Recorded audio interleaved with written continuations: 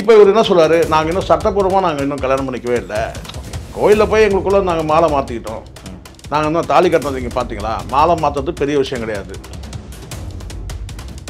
நல்லா தெரியுது அவர் கல்யாணம் ஆகி 2 பிள்ளைகள் இருக்குன்னு தெரியுது. நீ வந்து பார்த்தீங்கன்னா உன்னுடைய வாழ்க்கையிலையும் ஒரு கடந்த கால வாழ்க்கை இருக்கு. அப்படி இருக்கும்போது ஒருத்தர்கிட்ட போய் நீங்க வந்து படுக்கையை பகிர்ந்துக்கிறீங்க, வெக்கமா இல்லை உங்களுக்கு? நீ விரும்பி போய் அவனோட படுக்கையை பகிர்ந்துக்கிட்டு 2 பேருக்கும் தானே வந்து உடல் உறவுல வந்து சுகாதாரம் இருக்கு. யாரும் பட்டவர்த்தமாக பேச மாட்டான். ஆம்பளை பணம் மட்டும் அப்புறம் வந்து பழி சொல்றீங்க. எந்த ப்ரூஃபாவது இருக்கா? நீங்கள் வெறும் வந்து பார்த்தா 2 பேரும் சேர்ந்து மாலையோடு இருக்கிறீங்க, நான் சொல்கிற ஷூட்டிங்காக எடுத்துன்னு சொன்னால் என்ன பண்ணீங்க நீங்கள்? நான் கூர்ந்து கவனித்தேன், அந்த நேர்காணலில் அந்த பெண் பேசுறதை கவனித்தேன். கொஞ்சம் கூட அந்த முகத்தில் வந்து அந்த கவலையோ அந்த வசனமோலாம் இல்லவே இல்லை. ஒன்று. அதுக்கு பிறகு வந்து ஒருத்தர் கேள்வி கேட்குறாரு, ஒரு ரிப்போர்ட்டர் கேள்வி கேட்குறாரு, இந்த மாதிரி கருக்கலைப்பெல்லாம் வந்து நடந்ததாக சொல்கிறாங்களே, கருக்கலைப்பெல்லாம் பண்ணாங்களே அப்படின்னு சொல்லும்போது அதெல்லாம் நடந்தது, அதெல்லாம் நிறைய நடந்தது. இந்த சம்பவத்தில் மாதம்பட்டி ரங்கராஜ் அவர்கள் கைதாகிறாரா? சட்டப்படி வந்து இது வந்து பார்த்தீங்கன்னா இவங்க ஒரு புகார் கொடுத்துருக்குறாங்க.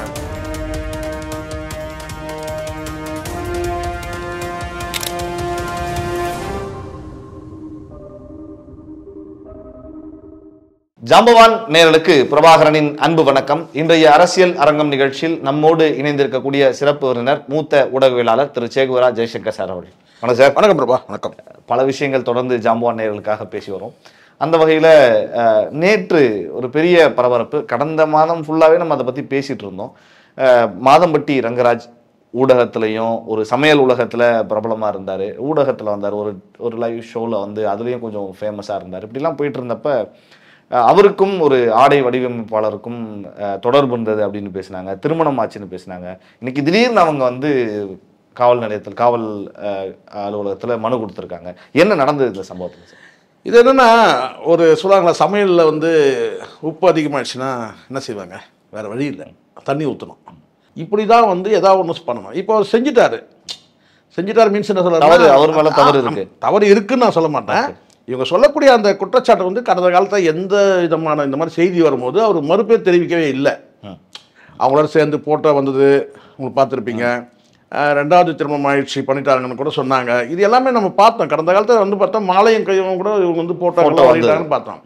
அப்போ ஒரு சமையற்கலை வல்லுநருக்கு வந்து தெரியாதா, ஒரு திருமணம் வந்து இருக்கும்போது, லைவ்ல இருக்கும்போது இன்னொரு திருமணம் வந்து செல்லாதுன்றது கண்டிப்பாக தெரியும். அந்த மனமானது எப்படின்னா இருக்கட்டும், கோயிலில் தாலி கட்டட்டும் அல்லது ரிஜிஸ்டர் மேரேஜ் பண்ணட்டும், எப்படியோ ஏதோ ஒன்று, பட் ரிஜிஸ்டர்டு மேரேஜ் அது ஓகே. கோயிலில் கூட கல்யாணம் பண்ண கட்டினா ஆத்தரைஸ்டு கோயிலில் தான் வந்து பண்ண முடியும், பதிவு பண்ணணும் இருக்குது. எல்லா கோயிலையும் பண்ண முடியாது. பட்டு எந்த கல்யாணம் டைவர்ஸ் பண்ணும்போது பார்த்தீங்கன்னா நீங்கள் கோயிலில் இருக்கிற எந்த சாமி வந்து சாட்சி சொல்ல போகிறது இல்லை, சரிங்களா? ஆவணங்கள் தான் பேசும். இப்போ வந்து சட்டப்பூர்வமாக செல்ல தகுந்த கோயில்கள்லாம் இருக்குது, அதாவது சட்டப்பூர்வமாக வந்து திருமணம் செல்ல தகுந்த கோயில்கள்னு வந்து இருக்குது. எல்லா கோயிலையும் கல்யாணம் பண்ணுறது கிடையாது. நிறைய இந்த மாதிரி திருமணத்தில் வந்து மோசடி திருமணங்கள் இந்த மாதிரி நடக்கும்போது ஒரு பாதுகாப்புக்காக இந்த சட்டம் வந்து இருக்குது. இன்றைக்கி வந்து பார்த்தீங்கன்னா வந்து நீங்கள் என்ன தான் நீங்கள் வந்து மேரேஜ் பண்ணாலும் பதிவு பண்ணணுன்னு சொல்கிறாங்க. இப்போது இந்த இடத்துல பார்த்தீங்கன்னா இவர் வந்து ஏற்கனவே ஒரு கல்யாணம் இருக்குது, அது ரத்து ஆகலை, லைவில் தான் இருக்குது. இப்போ இன்னொரு பெண்ணோட போயிட்டு இவருக்கு தொடர்பு ஏற்பட்டிருக்கு. அந்த தொடர்பு வந்து பார்த்திங்கன்னா வந்து அவங்க வந்து சட்டப்பூர்வமாக செல்லுமா செல்லாதான்றது அது நீதிமன்றம் பார்த்துக்கோது. நம்ம பற்றி அதை பற்றி நம்ம வந்து பேசுறது ஒன்றும் கிடையாது. ஆனால் அதே சமயத்தில் ஒரு பொதுவான சட்டங்களை தவிர்த்து என்ன ஒரு பொது நியாயப்படி பார்த்தீங்கன்னா 2 பேருமே தப்பு பண்ணியிருக்கிறாங்க அப்படின்றது நம்ம பார்க்குறோமா இல்லையா? இல்லை, மாதம்பட்டி அவர் சொன்னார், நான் இந்த மாதிரி என்னுடைய முதல் மனைவியை மிக விரைவில் வந்து டைவர்ஸ் பண்ணிடுவேன் அப்படின்னு சொல்லி தான் கூட பழகினாரு அப்படின்னு சொல்லி சார். நீங்கள் நீதிமன்றத்திலே எதுக்காக வந்து பார்த்தீங்கன்னா உங்களுக்கு தெரியும், அந்த செப்பரேஷன் சொல்லிட்டு ஒரு 6 மாதம் கொடுக்குறாங்கல்ல, தனித்தனியாக வந்து உங்களால் வந்து டிவோர்ஸ்க்கு இப்போ இல்லை. ஆனால் நீங்கள் வந்து ஒரு 6 மாத காலம் வந்து பார்த்தீங்கன்னா அந்த அவகாசம் கொடுக்குறது எதுக்குன்னா, நாளைக்கு மனசு மாறலாம், மனசு மாறி கூட திரும்ப 2 பேரும் சேர்ந்து பண்ணலாம், ஒரு தீர்க்கமான முடிவு எடுக்கிறதுக்கு. ஆனால் அந்த 6 மாத காலம்ன்றது கொடுக்குறாங்க. அந்த பீரியடில் கூட நீங்கள் கல்யாணம் பண்ணக்கூடாது. நீங்கள் ரத்தானால் தான் நீங்கள் கல்யாணம் பண்ண முடியும், அடுத்த கல்யாணம் பண்ண முடியும். இப்போ வந்து இப்போ நல்லா புரியுதுங்களா? இப்போ முதல் மனைவி வந்து புகார் கொடுத்துருந்தாங்கன்னு வச்சுங்க, இரண்டாவது திருமணம் பண்ணியிருந்தாருன்னு சொல்லி புகார் கொடுத்துருந்தாங்கன்னா இப்போ இவர் என்ன சொல்றாரு, நாங்கள் இன்னும் சட்டப்பூர்வமாக நாங்கள் இன்னும் கல்யாணம் பண்ணிக்கவே இல்லை, ஓகே, கோயிலில் போய் எங்களுக்குள்ள நாங்கள் மாலை மாற்றிக்கிட்டோம், நாங்கள் இன்னும் தாலி கட்டினது இங்கே பார்த்தீங்களா, மாலை மாற்றுறது பெரிய விஷயம் கிடையாது, மாலை மாற்றிக்கிறது வந்து இப்போ ரெண்டாவது அந்த ஃபோட்டோவே வந்து பார்த்தீங்கன்னா அது வந்து இது கிடையாது, ஒரிஜினல் கிடையாது, சினிமாவில் இருக்காங்க மேபி ஃபேக்குன்னு சினிமா ஷூட்டிங்காக எடுத்தது ஃபேக்குன்னு கூட சொல்ல முடியும். இப்போ இந்த பெண் கூட என்ன சொல்கிறாங்கன்னா, எனக்கும் அவருக்கும் வந்து பார்த்தோன்னா கோயிலில் கல்யாணம் ஆயிடுச்சுன்னு சொல்கிறாங்க. எந்த கோயிலில் நடந்தது அது தெளிவில்லை, யார் சாட்சி முன்னாடி அது தெளிவில்லை. புரியுதுங்களா? அப்போ அவங்க கிட்ட இருக்கிற இப்போதைக்கு ஒரே ஆதாரம் என்னன்னு கேட்டீங்கன்னா, என் வயிற்றுல புள்ள வளருது, அது வளர்ந்த பிறகு தானே சார் தெரியும். ஏதோ ஒரு கோவில் மென்ஷன் பண்ணியிருக்காங்க சார், கோயில் இருக்கிற அந்த கோயில் வந்து அந்த கோயில் வந்து சட்டப்பூர்வமாக கல்யாணம் பண்ண தகுந்ததா, அங்கதான் வந்து டாக்குமெண்ட்லாம் கரெக்டாக வாங்கி திருமணம் ஆகாதவர்ன்ற சர்டிஃபிகேட் கொடுக்கணும். அந்த சர்டிஃபிகேட் வந்து யார் தருவாங்கன்னு கேட்டிங்கன்னா ரெவென்யூ டிபார்ட்மெண்ட்டில் கொடுப்பாங்க. விஏஓ இவங்க வந்து சைன் பண்ணி, விஏஓ ஆர்ஐ தாசில்தார் சைன் பண்ணி கொடுக்கறது தான் அது திருமணம் ஆகாதவர்ன்ற சான்று. 2 பேரும் கொடுக்கணும். சரிங்களா? இங்கே டிவோர்ஸ் ஆயிருந்தாலும் கூட அதை கொடுக்கணும். என்ன திருமணம் ஆகி டிவோர்ஸ் ஆயிடுச்சுனாலும் அதை கொடுத்து நீங்கள் ரீமேரேஜ் பண்ணுறதாலும் அதை செய்யணும். இது சட்டப்படியான நடவடிக்கை. அது எந்த கோயிலும் வடபழனி முருகன் கோயிலில் போனாலும் அதுதான் எங்கள் இந்த சட்டப்பூர்வமாக கல்யாணம் பண்ணக்கூடிய கோயில். அதை தாண்டி நான் வந்து இங்கே கொட்டுக்காளியம்மன் கோயிலில் கல்யாணம் பண்ணேன், இங்கே பண்ணேன், அங்கே பண்ணேன், வந்து முக்கூட்டில் இருக்கிற வந்து முண்டக்காளியம்மன் கோயிலில் பண்ணேன், அதெல்லாம் ஆகாது. பிள்ளையார் கோயிலில் பண்ணேன், அதை பண்ணனா செல்லுபடி ஆகாது. தமிழ்நாடு அரசால் அங்கீகரிக்கப்பட்ட வந்து கோயில்கள் இருக்குது திருமணத்துக்குன்னு சொல்லி அந்த கோயிலில் தான் நீங்கள் பண்ண முடியும். சில பேர் வச்சு ரிஜிஸ்டர் ஆஃபீஸில் போனால் இதெல்லாம் தேவை. ரிஜிஸ்டர் ஆஃபீஸ்லேயும் வந்து பார்த்தீங்கன்னா அவங்க சில டாக்குமெண்ட்லாம் கேட்பாங்க, மனமாகாத சர்டிஃபிகேட்லாம் கேட்பாங்க. அதை வந்து பார்த்தீங்கன்னா வந்து வெளியில் வந்து பார்த்தீங்கன்னா வந்து போஸ்ட் பண்ணுவாங்க, ஒட்டுவாங்க. ஸோ இதை யாராவது அப்ஜெக்ஷன் பண்ணணுமா, நீங்கள் வந்து அப்ஜெக்ஷன் பண்ணாலும் குறிப்பிட்ட கால அவகாசம் கொடுப்பாங்க. இப்படியெல்லாம் நிறைய இருக்குது. ஓகே, சும்மா கல்யாணம்னா இவங்க வந்து இவங்க சேர்ந்து பயணிச்சாங்களா சார்? சொல்றாங்க வெளிநாடுகளுக்குலாம் என்ன கூட்டு போனாங்க, நிறைய இடத்துல தங்கணும் சார், அதெல்லாம் அப்படியெல்லாம் சொல்றாங்களே. இங்க டீசெண்டா லிவிங் டு ரிலேஷன்ஷிப்னு ஒன்று இருக்கு. லிவிங் டு ரிலேஷன்ஷிப்னு சொல்லிட்டு நிறைய பேர் அப்படிதான் வாழ்ந்துட்டு இருக்கிறாங்க. அதுக்கு வந்து கேள்வியே கிடையாது. நாளைக்கு உரிமைன்னு போறப்போ அவங்களுக்கு ஆதரவா சில நீதிமன்றத்தில் சில தீர்ப்புகள்லாம் இருக்கு.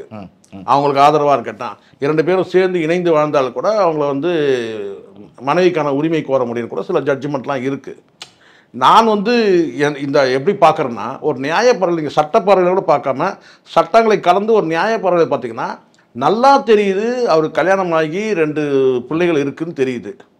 நீ வந்து பார்த்தீங்கன்னா உன்னுடைய வாழ்க்கையிலையும் ஒரு கடந்த கால வாழ்க்கை இருக்கு. அப்படி இருக்கும்போது ஒருத்தர்கிட்ட போய் நீங்கள் வந்து படுக்கையை பகிர்ந்துக்கிறீங்க, வெக்கமா இல்லை உங்களுக்கு? வெக்கமா இல்லை? ஒருத்தர் எப்படி இருந்தாலும் அவன் இன்னொரு பெண்ணோட கணவன் சார். அவன் கல்யாணம் வந்து டைவர்ஸ் ஆயிடுச்சுன்னு சொன்னால் நீங்கள் சொல்லலாம், அவனுக்கு டைவர்ஸ் ஆயிடுச்சுங்க, அதுக்கு வந்து சட்டப்பூர்வமாக கிடையாதுங்க, அவரே விட்டுட்டு வந்து நான் ஏன் அதை பற்றி கவலைப்படலான்னு இந்த பெண் சொல்லலாம். ஆனால் அவன் யோசிக்கணும், டைவர்ஸ் ஆனால் கூட 2 பிள்ளைகள் இருக்குன்னு சொல்லிட்டு அவன் யோசிக்கணும். ஆனால் இந்த பெண்ணுக்கு என்னன்னு கேட்டிங்கன்னா, அவரே வந்துட்டாரு, எனக்கு என்ன அதை பற்றி நான் ஏன் கேட்கணும்னு சொல்லலாம். எப்போ சொல்லலாம்னு கேட்டிங்கன்னா டைவர்ஸ் ஆயிடுச்சுன்னா சொல்லலாம். டைவர்ஸ் ஆகலன்னு தெரியும், 2 பிள்ளைகள் இருக்கிறாங்கன்னு தெரியும். அதுக்கப்புறம் வந்து பார்த்தீங்கன்னா வந்து உனக்கு ஒரு கடந்த காலம் இருக்குது, அது அவன் கவலைப்படலாம், அது நம்ம பிரச்சனை இல்லை. ஆனால் அவனோட சேர்ந்து நீங்கள் வந்து பார்த்தீங்கன்னா படுக்கையை பகுந்துன்னு சொன்ன வெக்கமா இல்லை? அதுக்கப்புறம் பிள்ளைய வந்து கொடுத்துட்டான், என்னை ஏமாத்திட்டான், அது பண்ணிட்டான், 3 முறை கருக்கலைப்பு பண்ணியிருக்கோம் அப்படின்னு அதுதான் நான் சொல்கிறேன். இது நியாயம் இல்லைன்றேன், அசிங்கமா இல்லையா? இதெல்லாம் இப்போ வந்து ரொம்ப நார்மலைஸ் பண்ணுற மாதிரி சில நடவடிக்கை என்னால் ஜீர்ணிக்கவே முடியல, சகிச்சிக்கவே முடியல. எங்கடா போய் இதெல்லாம் முடிய போகுது நான் பார்க்குறேன். இது எப்படி நார்மலைஸ் ஆகுதுன்னு எனக்கு ஒன்றும் புரியவே இல்லை. இது எங்கே போய் முடியும்னு தெரியல, இந்த கல்ச்சர் எங்கே போய் முடியும்? இதெல்லாம் மிடில் கிளாஸ் பீப்புள் வந்து ஃபாலோ பண்ண ஆரம்பிச்சாங்கன்னா என்ன நடக்கும் யோசிச்சு பாருங்களேன். நான் சொல்கிறேன், நான் வந்து நீங்கள் கல்யாணம் என்பது விவாகரத்து என்பது ஏதோ இன்றைக்கி தோன்றது கிடையாது சார். நீங்கள் தாராளமாக வந்து டிவோர்ஸ் பண்ணிக்கோங்க, நான் தப்புன்னு சொல்லவே இல்லை. ஆனால் அந்த டைவர்ஸ்லாம் முடிஞ்ச பிறகு நீங்கள் வந்து இன்னொரு மன வாழ்க்கையில் வந்து நீங்கள் ஈடுபடுத்திக்கிட்டாலும் தப்பு கிடையாது. ஆனால் கோர்ட்டில் நான் டைவர்ஸ் கேஸ் போட்டேன், அதனால் வந்து பார்த்திங்கன்னா வந்து ஒரு பொது இடத்துல வந்து அவங்களோட பயணிக்கிறதும், பொது இடத்துல வந்து ஒரு நிகழ்ச்சியில் கலந்துக்கிறதும், இல்லை இந்த மாதிரி வந்து இன்னொரு உறவை வச்சுக்கிட்டு அவங்களுக்கு வந்து பார்த்திங்கன்னா வந்து குழந்தைய கொடுத்துட்டு அவள் போய் புகார் கொடுக்குறதும் எப்படி இருக்குது? இதெல்லாம் இதுவும் இல்லீகல் தானே வரும். அவங்க என்னதான் வழக்கு போட்டு அதுதான் சார். நான் இந்த இடத்துல ஒன்று கேட்குறேன், நான் படுக்கையை பகிர்ந்துக்கும் போது இந்த சுக ஆதாயம் 2 பேருக்கு தானே சார் இருக்குது. இது யாரும் பேச மாட்டுறாங்க. ஒருத்தன் வந்து என்னை வந்து பலாத்காரம் பண்ணிட்டான், என்னை வந்து இது பண்ணால் நீங்கள் வந்து கதற என்னை கற்பழிச்சான், என்னை ஓட விரட்டி என்னை வந்து கற்பழிச்சான்னு சொன்னால், எனக்கு விருப்பம் இல்லாமல் என்னை வந்து உடல் புணர்வு செஞ்சான்னு சொன்னால் அதில் ஒரு நியாயம். குற்றம் அது. நீ விரும்பி போய் அவனோட படுக்கையை பகிர்ந்துக்கிட்டு 2 பேருக்கும் தானே வந்து உடல் உறவில் வந்து சுகாதாயம் இருக்குது. யாரும் பட்டவர்த்தமாக பேச மாட்டான். ஆம்பளை மேலே மட்டும் அப்புறம் வந்து பழி சொல்கிறீங்க. அவன் என்னை கெடுத்துட்டான் கொடுத்துட்டான்னு சொல்லிட்டு. நான் வந்து மாதம்பட்டி ரங்கராஜ் சப்போர்ட்டாக பேசலை. பொதுவாக இந்த சொல்கிறாங்க இல்லையா, கற்பழிப்புன்றது வந்து சார், இப்போ கற்பழிப்புன்றது வேறு, பலாத்காரம் வேறு. கற்பழிப்புன்றது அவங்க கற்போடு இருந்தால் தான், அதை அழிச்சா தான் கற்பழிப்பு. புரியுங்களா? நீ கற்போடு இருக்கியா இல்லையான்றது வந்து பார்த்தீங்கன்னா அது பெரிய விவாதத்துக்கு போயிடும். அது கற்புனா என்ன அப்படின்றதுலாம் போயிடும். நான் சொல்கிறது என்னென்னு கேட்டிங்கன்னா, 2 பேரும் விரும்பி போய் படுக்கையை பகிர்ந்துக்கிறீங்க. விரும்பி படுக்கையை பகிர்ந்துக்கிறீங்க. 2 பேருக்குமே ஆதாயம் இருக்கா இல்லையா? சுக ஆதாயம் இருக்குல்ல? 2 பேருக்கும் 2 குடும்பங்கள் இருக்கு சார். குடும்பம் இருக்குது விடுங்க சார். குடும்பத்தை நீங்கள் தான் 2 பேருமே கவலைப்படல, பொறுக்கித்தனம் பண்ணிட்டீங்கல்ல. ஒழுக்க 2 பேரும் ஒழுக்க கடை நடந்துக்கிட்டீங்க. 2 பேருமே தான் விரும்பி இப்போ வந்து படுக்கையை பகிர்ந்துட்டு, அதுக்கப்புறம் நீங்கள் புகார் வந்து என்ன அவர் வந்து பலாத்காரம் பண்ணிட்டாரு, எனக்கு வந்து பார்த்தீங்கன்னா என்னை வந்து நம்பிக்கை மோசடி பண்ணிட்டாரு, நீங்கள் வந்து உங்களுக்குள்ள என்ன பேச்சு டேர்ம்ஸ் நடந்தது யாருக்காவது தெரியுமா? ஒரு விபச்சாரிக்கிட்ட போனோம்னா அந்த விபச்சாரி என்ன சொல்லுவாங்க, எவ்வளோ தொகையை கொடுத்துருவோம், அதுதான் அந்த டீல், அதுதான் நடக்கும். ஆனால் நீங்கள் வந்து அந்த லிஸ்ட்டில் வரல. அப்போ நீங்கள் வந்து பார்த்தீங்கன்னா வந்து ஒரு கல்யாணமானவனோட நீங்கள் போய் வந்து உறவு கொண்டாடுறீங்க. அவங்க ஏதோ பணி நிமித்தமாக போகிறீங்க, காஸ்டியூம் டிசைனாக போகிறீங்க, என்னவோ போகிறீங்க, வெங்காயம் கட் பண்ண போகிறீங்களோ தக்காளியை கட் பண்ணி போகிறீங்க, ஏதோ ஒன்று போகிறீங்க. அவன் தொழில் ரீதியாக நீங்கள் கனெக்ட் ஆகிறீங்க. அதுக்கப்புறம் நீங்கள் படுக்கை பகிர்ந்துக்கும் போது உங்களுக்குள்ள என்ன டேர்ம்ஸ் இருந்தது எப்படி எங்களுக்கு தெரியும்? அவர் என்ன சொன்னார்னு எங்களுக்கு தான் தெரியும். நீங்கள் சொல்கிறீங்க இன்றைக்கி அவர் வந்து மனைவியை டைவர்ஸ் பண்ணிட்டு எனக்கு கல்யாணம் பண்ணிக்கணும்னு சொன்னார்னு சொல்லிட்டு. இது யார் நம்புறது? மாதம்பட்டி அவர் சொல்றாரு ஏதாவது ஒன்று சொல்லணும் சார். அவர் வந்து இன்னும் பேசலை சார். இப்போ அவர் வந்து பேசுகிறாருன்னு வச்சுங்களேன். அவர் வந்து நான் வந்து என்ன வந்து நான் அவங்கள பலாத்காரம் பண்ணதான் கிடையாது, அவங்க தான் என்ன பண்ணிட்டாங்கன்னு சொன்னாருன்னா எப்படி இருக்கும்? இது வரைக்கும் யாரும் அந்த சொல்லலாம் சொல்லணும் யாராச்சும். அவங்க தான் என்ன பலாத்காரம் பண்ணிட்டாங்க, எனக்கு வந்து மயக்கத்தில் என்னை ஆழ்த்தி என்னை வந்து பார்த்தீங்கன்னா இப்படி பண்ணிட்டாங்க, என்ன வந்து அவங்க பலாத்காரம். ஆனால் அவங்க அப்படி சொல்லலையே சார். ஆனால் அவங்க வந்து பலாத்காரம் பண்ணிட்டாங்க. கிட்டத்தட்ட அதுதானே சார் அர்த்தம். என்னை வந்து எனக்கு வந்து என்ன திருமணம் பண்ணிக்கிறேன்னு நம்பிக்கை மோசம், திருமணம் பண்ணிக்கிறேன்னு நம்பிக்கை மோசம் கேட்டாங்க. திருமணம் தான் ரத்த ஆகலன்றது தெரியும்ல உங்களுக்கு. அப்போ தெரிஞ்சு தானே போயிருக்கீங்க. நீங்கள் சொல்கிறது நான் என்ன சொல்ல வரேன்னா, நீங்கள் இவங்க சொல்கிறது எல்லாத்தையுமே நம்ப முடியாதுன்ற நான். ஓகே, அவர் தப்பு பண்ணது உண்மை, மனைவி தாண்டி வந்து தப்பு பண்ணாரான்றது அவர் சொல்லலை. இன்னும் நம்மளும் அந்த முடிவுக்கு வந்துட முடியாது. ஓகே. ஆனால் இது வரைக்கும் எந்த மறுப்பும் சொல்லவே இல்லை. மாதம்பட்டி தரப்புல இருந்து எந்த ரங்கத்தில் எந்த மறுப்பும் சொல்லாத போது நாம் அதை எடுத்துக்க முடியாது. அவர் செஞ்சிருப்பாரு, பண்ணியிருப்பாரு, போயிருப்பாருலாம் சொல்ல முடியாது. இவங்க குற்றச்சாட்டு வரைக்கும் நம்ம பேசுகிறோம். நீங்கள் வந்து உங்களை வந்து நம்பிக்கை மோசம்னா நீ ஏன் நம்பணும்னு கேட்குறேன். அவன் தான் கல்யாணம் பண்ணி 2 பிள்ளைகள் இருக்குல்ல, நீ தாலியை கட்டுறான்னு தானே சொல்லிடணும். தாலியை கட்டு எனக்கு வந்து கோயில் நீங்கள் சொல்லலாம். என்னன்னு கேட்டால் வந்து கேட்டான் எந்த ப்ரூஃபாவது இருக்கா? நீங்கள் வெறும் வந்து பார்த்தீங்கன்னா 2 பேரும் சேர்ந்து மாலையோடு இருக்கிறீங்க, நான் சொல்கிற ஷூட்டிங்காக எடுத்ததுன்னு சொன்னால் என்ன பண்ணுவீங்க நீங்கள்? ஓகே, குழந்தை இருக்குன்றீங்க, குழந்தை பிறந்த பிறகு டிஎன்ஏ டெஸ்ட் எடுத்தால் தான் தெரியும் அது அவனுக்கு தான் பிறந்ததா யாருக்குன்னு சொல்லிட்டு. சொல்லுங்கள். நீங்கள் என்ன அப்படியே வந்து உங்களுக்கு எதுவும் கடந்த காலம் எந்த வாழ்க்கையும் இல்லாமல் போயிடுச்சா? கடந்த காலம் உங்களுக்கும் ஒரு வாழ்க்கை கேள்வி எழுப்பணும்னா இப்படியெல்லாம் நம்ம கேள்வி எழுப்பலாம் சார். குழந்தை பிறந்தாதான் சார் தெரியும், டிஎன்ஏ டெஸ்ட் எடுத்தால் தான் தெரியும் வந்து மாதம்பட்டி ரங்கராஜ் தான் புள்ளதானா அதுன்றது அப்போ தான் தெரியும். இப்போ வந்து நீங்கள் சொல்லலாம். என்னன்னு கேட்டால் எனக்கு நம்பிக்கை சொன்னார், மோசம் பண்ணுறாரு, அது பண்ணுறாரு, இது மாதிரி எல்லாம் நீங்கள் சொல்லலாம்.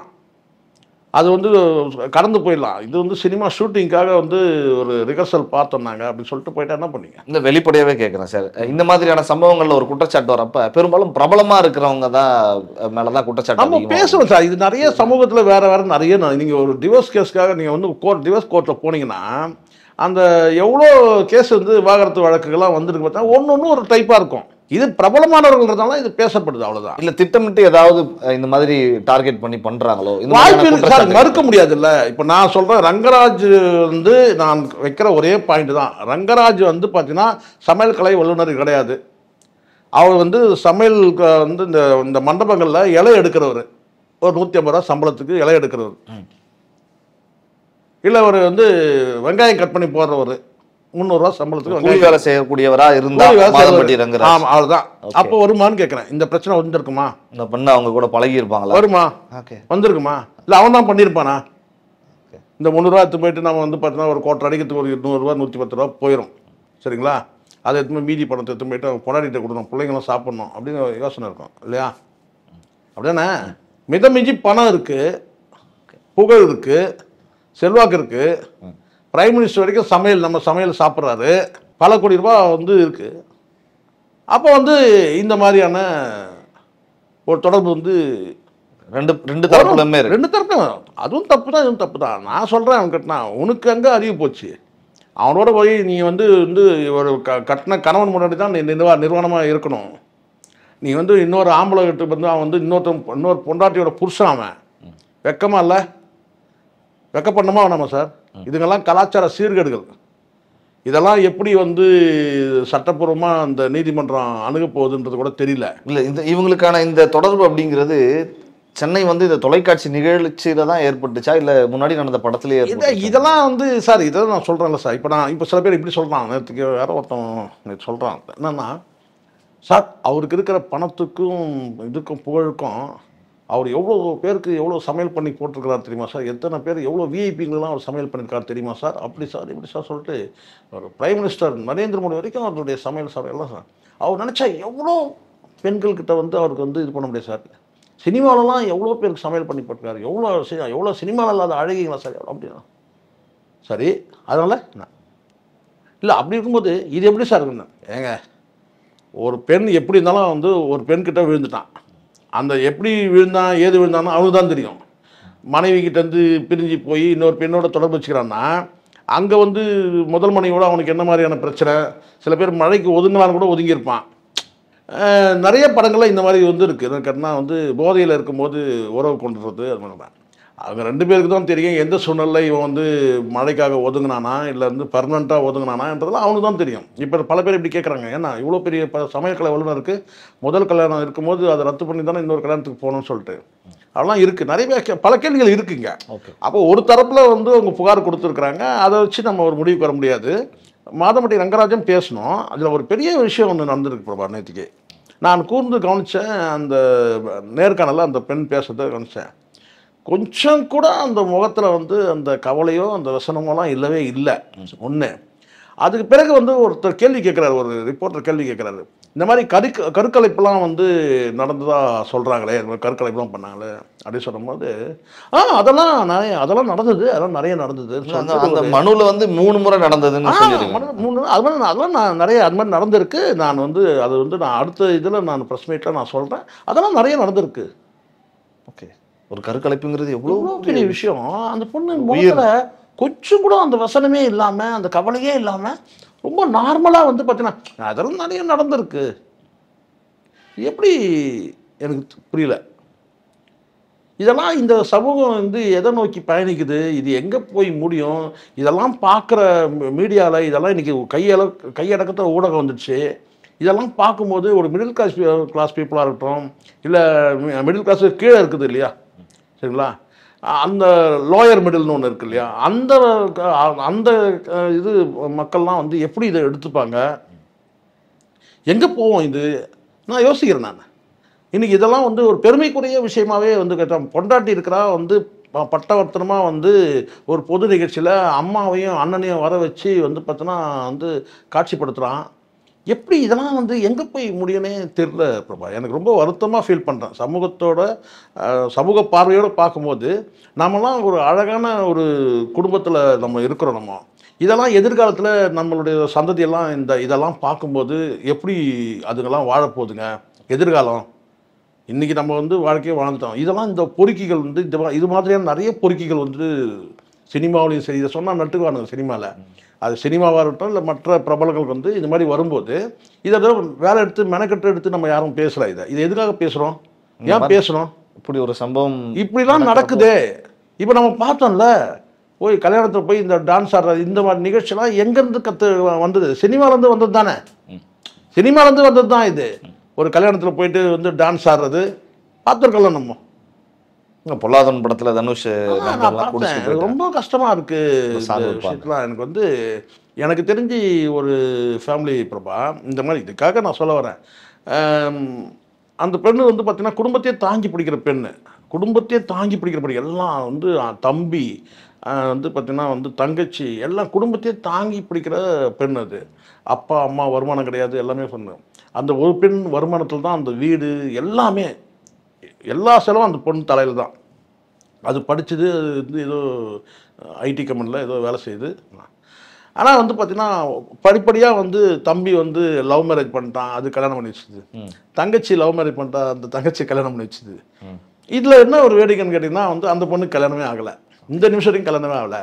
அவங்க தம்பி கல்யாணத்தில் வந்து பார்த்திங்கன்னா வந்து அந்த பொண்ணு வந்து டான்ஸ் ஆடிச்சு. அந்த இதில் வந்து மியூசிக் வந்து டான்ஸ் ஆடிச்சு அந்த பொண்ணு. தம்பியோட கல்யாணம் தான். ஆனால் இன்றைக்கி வரைக்கும் நான் ஆயிடுச்சு, 40 வயசு மேலே ஆயிடுச்சு. அதுக்கு இன்றைக்கி வரைக்கும் கல்யாணமே ஆகலை. அதுக்கு சொல்கிறேன் நான், இந்த மாதிரி எத்தனையோ தியாகம் பண்ணக்கூடிய பெண்கள் இருக்கிறாங்க. தம்பிக்காகவும் தங்கைக்காகவும் வந்து அப்பா அம்மாவை பராமரிக்கணும் இதுக்காக சொல்லிட்டு 40 கல்யாணமே ஆகலை, பண்ணிக்கலாம், அவ்வளோதான். அப்படியே கடந்தே போயிடுச்சு, 40 வயசு தாண்டிடுச்சு. எதுக்கு சொல்கிறேன்னா இப்படிப்பட்ட பெண்கள்லாம் இருக்கிறாங்க அந்த சமூகத்தில். இப்படிப்பட்ட பெண்களும் இருக்கிறாங்கல்ல. பெண் சமூகத்தை நம்ம ரொம்ப மோசமாக சொல்லிட முடியாதுல்ல. ஆனால் இப்படி ஒரு பெண் இருக்கிறாங்கன்னா அசால்ட்டாக வந்து, ஆனால் நிறைய நடந்திருக்கு, இந்த கருக்கலைப்புன்றது நிறைய நடந்திருக்கு. அப்போ வந்து இப்போ புரியுதுங்களா, இந்த தகுதி இல்லை. அதாவது நீ எவ்வளோதான் நீ பிரபலமானாலும் கூட வந்து பார்த்தீங்கன்னா நீங்கள் சூஸ் பண்ணும்போது பார்த்து சூஸ் பண்ணல. இந்த சம்பவத்தில் மாதம்பட்டி ரங்கராஜ் அவர்கள் கைதாகிறாரா? சட்டப்படி வந்து இது வந்து பார்த்தீங்கன்னா இவங்க ஒரு புகார் கொடுத்துருக்குறாங்க. இந்த 2-3 விஷயத்தை அவங்க ப்ரூவ் பண்ணுற இடத்துல அவங்க இருக்கிறாங்க. இப்போது நான் ஒன்று சொல்கிறேன் சார், இப்போ 4 சவத்துக்கு உள்ள நீங்கள் ஆண் பெண் உறவு செய்யும் போது பல்லி பூச்சி ஏதோ ஒரு கண்கள் பார்த்துட்டு தான் இருக்குது, சாட்சியமாக இருக்குது. மனிதர்கள் பார்க்கலாலும் ஏதோ ஜந்துக்கள் பார்க்குது, இல்லை ஏதோ ஒன்று இருக்குன்னு அதுங்கெல்லாம் நீதிமன்றத்தை வந்து சாட்சி சொல்ல முடியாது, ப்ரூவ் பண்ண முடியாது. ரெண்டாவது இவங்க சொல்கிறாங்க இல்லையா, ஒரு கோயிலில் போயிட்டு நான் வந்து கோயிலில் போகிறேன்னு சொல்லிட்டு, நீங்கள் சட்டப்பூர்வமான கோயிலில் கூட வந்து பார்த்தீங்கன்னா டாக்குமெண்ட்டுகளை வச்சுக்கிட்டு தான் உங்களுக்கு வந்து கல்யாணம் கொடுத்துறாங்க, திருமணம் ஆச்சுங்கிற எந்த கோயிலையும் வந்து சாட்சியத்துக்கு. இப்போ நாளைக்கு இந்த கோயிலில் தான் கல்யாணம் நடந்தான்னு சொன்னால் ஒரு பதிவு பெற்ற கோயில்களில் கூட என்ன சொல்லுவாங்கன்னு கேட்டால் ஆமாங்கன்னு சொல்லிட்டு எதை கொண்டு வந்து போடுவாங்கன்னு கேட்டால் சாமியை கொண்டு வந்து சாட்சி சொல்ல போகிறது இல்லை. சாமி முன்னாடி தான் கல்யாணம் நடக்குது. சாமி வந்து கோர்ட்டை சொல்ல போகிறாரா, ஆமாம் நான் பார்த்தேன் இவங்க 2 பேரும் என் முன்னாடி தான் அவங்க கல்யாணம் பண்ணுவாங்க? கிடையாது, கிடையாது. நான் ஏதோ நாத்திகம் பேசணும்னு நினைக்காதீங்க, கிடையாது. அங்கேயும் கூட டாக்குமெண்ட் தான் பேசும். ஆமாங்க இந்த கோயிலில் வந்து கல்யாணம் நடந்துச்சு சொல்லிட்டு அந்த கோயிலில் இருக்க தக்காரோ இந்த இவங்க இருக்காங்க நிர்வாகி இருக்காங்க, அவங்க கொண்டு வந்து டாக்குமெண்ட்டை போடுவாங்க. அவ்வளோதான், அவ்வளோதான். நம்ம அந்த ரசீதை போடுவோம், அவங்க வந்து அந்த டாக்குமெண்ட் கேட்டாங்கன்னா கோர்ட்டு கேட்டால் கொடுப்போம், அவ்வளோதான். ஆனால் இவங்க வந்து அந்த மாதிரி கோயிலையும் கல்யாணம் பண்ணவே இல்லை. ஏதோ ஒரு முக்கூட்டில் இருக்கிற ஏதோ ஒரு கோயிலில் வந்து நான் கல்யாணம் பண்ணுறேன்னு சொல்கிறாங்க. அந்த கோயிலில் இருக்க டாக்குமெண்ட் கொண்டு வந்து போட்டாலே செல்லாத போது நீங்கள் இங்கே இருக்கிற கொண்டு வந்து போட்டால் அது வந்து பார்த்தீங்கன்னா அது செல்லுபடி ஆகிறதுக்கான வாய்ப்பு ரொம்ப ரொம்ப குறைவு. நீதிமன்றம் பரிசீலிக்கும் போது பார்த்தீங்கன்னா இதெல்லாம் வந்து டாக்குமெண்ட்டுகள் தான் கூர்ந்து கவனிப்பாங்க. இங்கே யாரும் வந்து பார்த்தீங்கன்னா இங்கே வந்து உட்காந்து பஞ்சாயத்து பண்ணியிருக்க முடியாது, சரிங்களா? இது வந்து ஏதோ விதி படத்தில் வர வந்து சினிமா கிடையாது, புரியுதுங்களா? சினிமா தான். விதின்னு ஒரு படம் பார்த்துருப்பீங்க, அது மாதிரி இங்கே டாக்குமெண்ட்டுகள் தான் பேசும். கல்யாணம் ஆயிடுச்சுன்னா டாக்குமெண்ட் தான் பேசும். இதை தாண்டி ஆண் பெண் 2 பேருக்கும் உறவு இருக்குது, அது மூலமாக வந்து ஒரு கரு உருவாயிருக்கு இந்த மாதிரி சொன்னாங்கன்னா அதுதான் இப்போதைக்கு ஆதாரம்னா அது வந்து பிறந்த பிறகு தான் வந்து அந்த டிஎன்ஏ டெஸ்ட் மூலமாக தான் அது இது பண்ண முடியும். பட் இந்த பெண்ஸ் வந்து இந்த ப்ரிலிமினரியாக ஒரு புகார் கொடுத்துட்டு அப்படி கடந்து போகிறது எதுக்குன்னு நான் பார்க்குறது எப்படி சொன்னா, சில கேள்விகளுக்கு அவங்க பதில் சொல்கிறது வரைக்கும் பார்த்தீங்கன்னா அவங்க ஏதோ ஒரு செட்டில்மெண்ட் எதிர்பார்க்குறாங்க. ஏதோ ஒரு செட்டில்மெண்ட், அது பணமோ கிணமோ ஏதோ சொல்லிக்க வேண்டியது தான். இது எங்கள் அப்பா என் பிள்ளைக்கு அவர் தான் தந்தைன்னு சொல்லிக்க வேண்டியதான். ஆனால் வந்து ஏதோ ஒரு செட்டில்மெண்ட்டை எதிர்பார்க்குறாங்க. அது வந்து நல்லா தெரியுது. அது வந்து அடுத்தடுத்து இவங்களுடைய புகாரை அவங்க எடுத்து இருக்குன்னா, பட் இதில் கைது செய்து நான் வந்து அவரை சிறையில் தள்ளுற அளவுக்கு இதில் வந்து இருக்கிற மாதிரி தெரியல. ஓகே, கைது ஏன்னா இமீடியட்டாக கைது செய்ய கேட்டால் நீங்கள் வந்து டொமஸ்டிக் வயலன்ஸ்னால் நீங்கள் அடித்தாங்க பிடிச்சாங்கன்னா அதுக்காக கூப்பிட்டு விசாரிக்கப்படலாம், அதெல்லாம் நடக்க வாய்ப்பு இருக்குது. கூப்பிட்டு வந்து பார்த்தீங்கன்னா அடிச்சின்னு சொல்கிறாங்க அது மாதிரி சொன்னால் அதுக்கு வந்து அதுக்கான ஆதாரங்கள் இருந்தால் கூட பண்ணலாம். அப்படியே ஜெயிலுன்னு போனால் பெயில்னு ஒன்று இருக்குது, வந்துடுவாங்க. சட்டப்பூர்வமாக தண்டிக்கப்படுறது தான் வந்து பார்த்திங்கன்னா அது நிறைய ஃபார்மாலிட்டிலாம் நிறைய இருக்குது, வழக்கு நடந்துடும். பட் இமீடியட்டாக அவரை கைது பண்ணணும் இல்லை கேட்டால் இப்போ சப்போஸ் இவங்க புகார் கொடுத்ததுனால வந்து ஒரு சட்டப்பூர்வமாக இது அணுகிறது தான் இந்நேரம் வந்து ஒரு ஏபி மூவ் பண்ணலாம். அல்லது வந்து பார்த்தீங்கன்னா நான் நேர்லேயே நான் எந்த அதிகாரியும் அவங்க முன்னாடி போய் நான் வந்து என்னுடைய தரப்பு இதை சொல்லலாம், அதெல்லாம் பண்ணலாம். ஸோ அதனால் இது வந்து சட்டப்பூர்வமாக நீங்கள் வந்து பார்த்து அதை தீர்த்துக்க முடியும் தான். கடைசியில் எங்கே வந்து முடியணும், செட்டில்மெண்ட் தான் வந்து முடியும். அவங்களுடைய நோக்கம் வந்து பார்த்தீங்கன்னா ஒரு கண்ணீரும் கவலையுமா வந்து கதர்னா பரவாயில்ல, பேசுகிற மாதிரியும் தெரியும், அந்த மாதிரி எதுவும் இல்லை. ரொம்ப சாவகாசமாக என்ன வந்து சில நேரம் சிம்பத்தி கிரியேட் பண்ணுறதுக்கு. இப்போ நான் கேட்குறேன், இதுக்கு வந்து அவங்க அம்மா வரணும்னு அவசியமே இல்லையே. அவங்க அம்மாவை கூப்பிட்டு வந்து எதுக்கு? வயசானவங்க நடக்க முடியாத கொண்டு வந்து போடுறது எதுக்கு? இதெல்லாம் வந்து என்ன சார், ஒரு அட்டென்ஷனுக்கு தான். அம்மாவை கூப்பிட்டு வரணும்னு அவசியமே கிடையாதுல்ல சார். நீங்கள் பாருங்கள், கண் பார்வை இல்லை அப்படின்னு பார்க்கணும்ல. அது இப்போ நீங்கள் புகார் தர போகிறீங்க இல்லையா, அவங்க வந்து இதை வரணும்னு அவசியமே கிடையாது. ஆனால் அப்போ வந்து இதெல்லாம் வந்து அட்டென்ஷனாக இது வந்து அவனுக்கு தேவை. இப்போ அவனை நம்ம நல்லவன்லாம் நம்ம சொல்லலை, இது வந்து நமக்கு இதுதான் எல்லாம் ஒரு சந்தேகத்தை ஏற்படுத்துறது. இதெல்லாம் வந்து கேட்டினா ஒரு செட்டில்மெண்ட்டு கேட்கலாம், ஒரு செட்டில்மெண்ட்டை எதிர்பார்க்கலாம். என்ன பண்ண முடியும்? பல விஐபிகள் நான் வெளியில் சொல்ல முடியல, சொன்னாலும் சிக்கல் தான். அது பல விஐபிகள் இந்த மாதிரி வந்து சில விஷயங்கள் பண்ணிவிட்டு அது ஒரு குழந்தைன்னு வந்த பிறகு தான் அது வந்து ஆதாரப்பூர்வமாக ப்ரூவ் ஆகிடும். ஏன்னா அது டிஎன்ஏ டெஸ்ட்டில் கூட மாட்டிக்கணும். சரி, இது வெளியில் தெரிஞ்சால் அசிங்கமாக ஆகிடுமேன்றதுக்காகவே வந்து நான் செய்யணும்னா பல பேர் வந்து அதை வந்து சைலண்ட்டாக வச்சுருப்பாங்க, இல்லை சைலண்ட்டாக ஒரு செட்டில்மெண்ட் பண்ணி கட் பண்ணி விட்ருவாங்க. ஒன் டைம் செட்டில்மெண்ட் கொடுத்து கட் பண்ணி விட்ருவாங்க. ஓகே, இதோட உனக்கு எனக்கு எந்த இதுவும் இல்லை, இதோட எதுவும் கேட்கக்கூடாது சொல்லி ஒரு பஞ்சாயத்து வச்சு ஒரு லெட்டர் ஒன்று எழுதி வாங்கினா அந்த மாதிரி பல விஐபிகள் இருக்கிறாங்க, பல விஐபிகள் இருக்காங்க. பல விஷயங்கள் எங்களுக்காக நிறைய தகவல்களை இந்த மாதிரி சமூகத்தில் நடந்து கொண்டிருக்கக்கூடிய பிரச்சனைகள் குறித்து எங்களுக்காக பகிர்ந்து கொண்டீர்கள். உங்களுக்கு ஜாம்பவான் நேயர்கள் சார்பாகவும் இந்த பிரபாகரன் சார்பாகவும் மனமார்ந்த நன்றி. நன்றி சார்.